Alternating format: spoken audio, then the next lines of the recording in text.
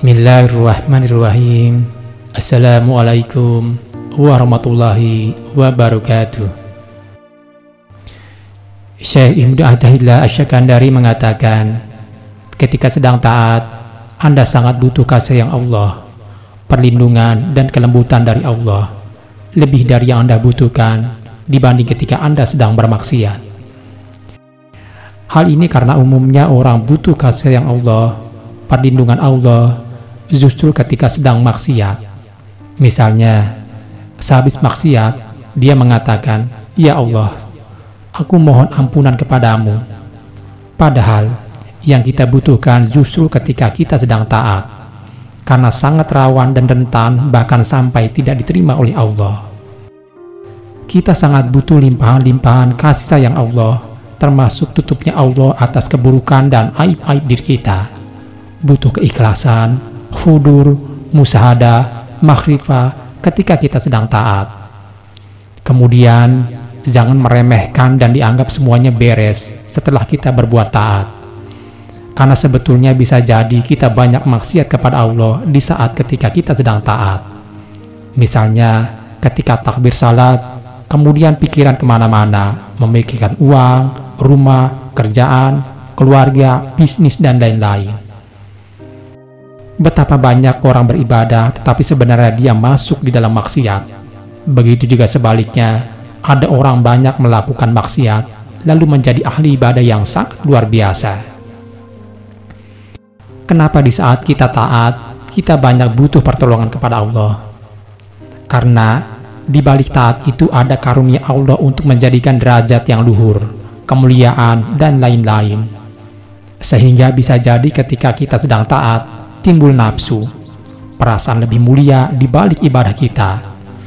Karena memang karakter nafsu seperti itu, yang ingin muncul dan ingin selalu diperhatikan. Pada umumnya manusia sangat menghormati orang yang taat, dan di saat dihormati itulah pada saat yang sama diam-diam muncul takabur.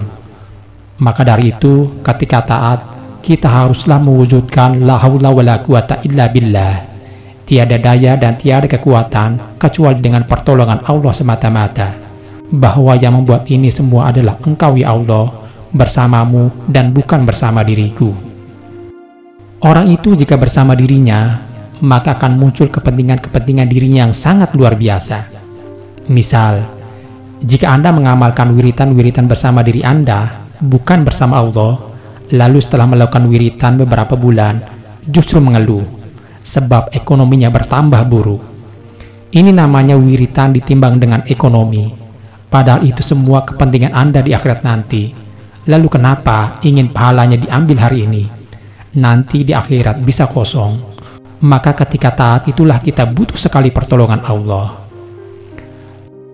Lalu apa balasan Allah yang paling berharga di balik itu semua? Yaitu bahwa ibadah kita itu diterima saja merupakan balasan yang tidak bisa ditimbang dengan dunia dan seisinya.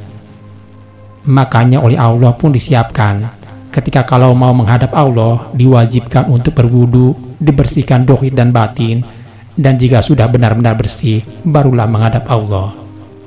Ada kalam sufi yang berbunyi, maksiat yang justru menumbuhkan remuk redam di hati, itu lebih baik daripada taat yang menjadikan takabur dan merasa lebih mulia dibanding orang lain.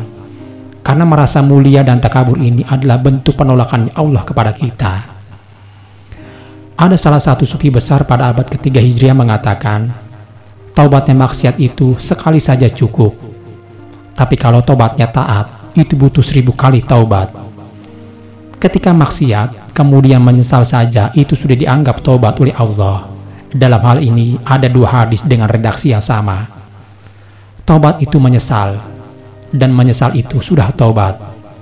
Hal ini karena sangat cintanya Allah kepada kita, sehingga bagi orang yang bersalah dengan menyesal saja sudah diampuni dosanya.